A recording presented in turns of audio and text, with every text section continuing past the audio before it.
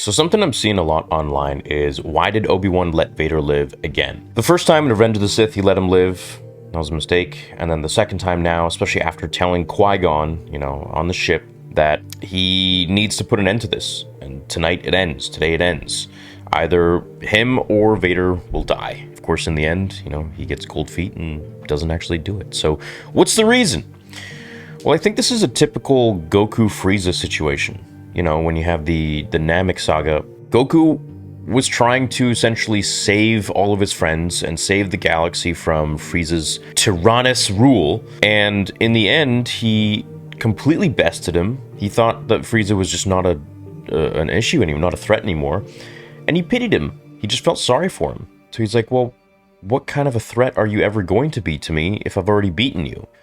So I'd rather just let you live instead of taking the darkness out of my own heart and, you know, eliminating you, ceasing you to exist. And of course, you know, we all saw what happened with Frieza in the end, but with Star Wars, Obi-Wan pitied Anakin. And once Anakin's face was revealed from the slash that Obi-Wan gave him, and you could hear Anakin's voice, it was pulling on Obi-Wan's heartstrings. And it really made him realize that he can't kill him anymore. Also coupled with the fact that, well, he's now not a threat at all, because they fought, and even in this weaker state that Obi-Wan is in, he still beat him. Now, that's not because I think Vader was actually weaker than Obi-Wan. I've made a video on this. It's because I think Vader was just so conflicted. And we saw this when Vader was talking to Obi-Wan with his mask open, and he was essentially, you could see his eyes changing from Sith to normal to blue. And then also the reflection of the lightsaber from blue to red.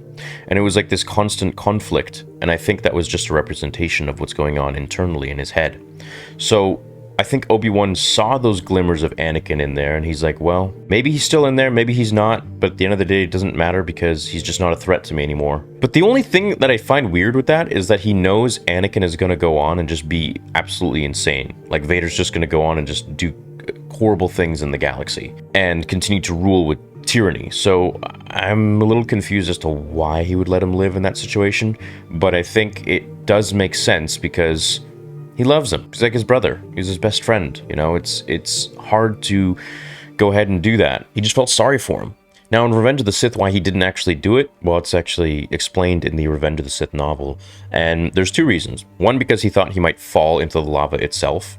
So the movie was a bit deceiving. In the book and stuff, it was actually explained a little more in detail that the high ground was actually legit high ground, and it was quite a steep slope down there. So he felt if he went down there, he might fall in the lava himself. And also the second point is that the Emperor, he had seen him fly overhead, and he's like, well, if I go down there, I'm not going to make it back up very easily. So it's going to take some time, and the Emperor will just find me, and that'll be it. I need to go find Yoda and see if he's still alive. I need to take care of Padme, see if she's still alive. So all of those reasons, he just left Anakin there, which was pretty cruel. But in both situations, he just felt sorry for him and felt that he wasn't really a threat anymore. Of course, you know, he came back stronger, sort of, as Vader. You know, if more time passes, he'll be strong. And that was the thing with the show that I found a little bit interesting, is that 10 years, too long of a stretch for the Vader that we saw. I think he would be a little bit more powerful. I don't think he would be bested so easily, and I don't think he would be perhaps as conflicted as maybe he was. I think he would be a little bit more composed. I think I could see this Vader maybe 5 years after Revenge of the Sith, but 10 years is a little bit long, and I think he's like had enough time to kind of sort of ground himself and be like, okay, well, this is me now, this is how I use my cybernetics. He's coming to terms with how to use his entire body, so, and the Force in general, you know, his depleted Force levels. So I think it's a bit of a stretch for 10 years, but we know why they did 10 years is because they wanted the kids to be old enough to have Leia be the reason that Obi-Wan has to leave, right? So if they were just like 2 years old, well, what are they can't use the kids. Now, if Obi-Wan had actually killed Vader, I think it probably would have destroyed him even more.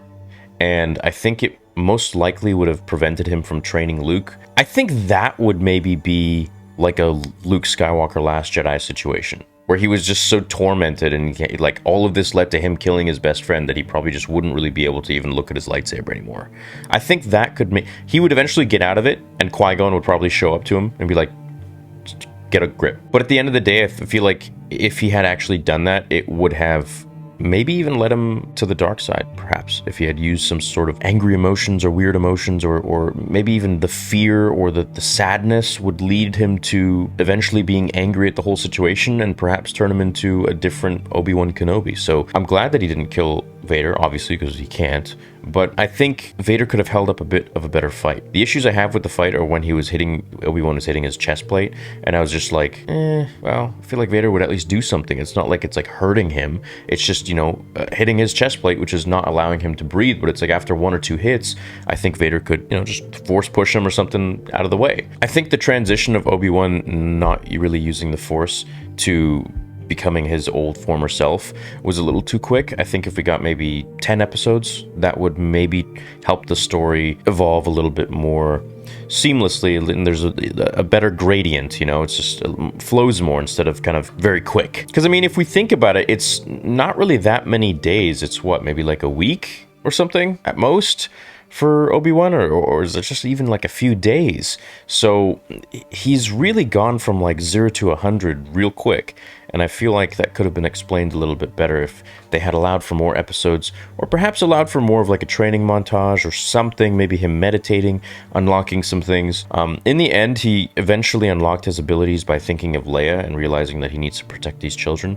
I'd like to make a video on that too, maybe like a short one, and just give my thoughts on it, because I know a lot of people are having issues with it. They're like, oh, of course it's just Leia that allows Obi-Wan to, unlock his powers. And when I saw it first time, I was just like, yeah, maybe that's kind of weird. Why not someone else? Maybe his like love for Anakin when he was younger or something. I would have loved to have seen some, flashbacks of perhaps the old Jedi, like Mace, Yoda, Anakin, some old moments like Qui-Gon. But of course, it was just Luke, and I think that actually makes the most sense because they are the ones that he needs to live for.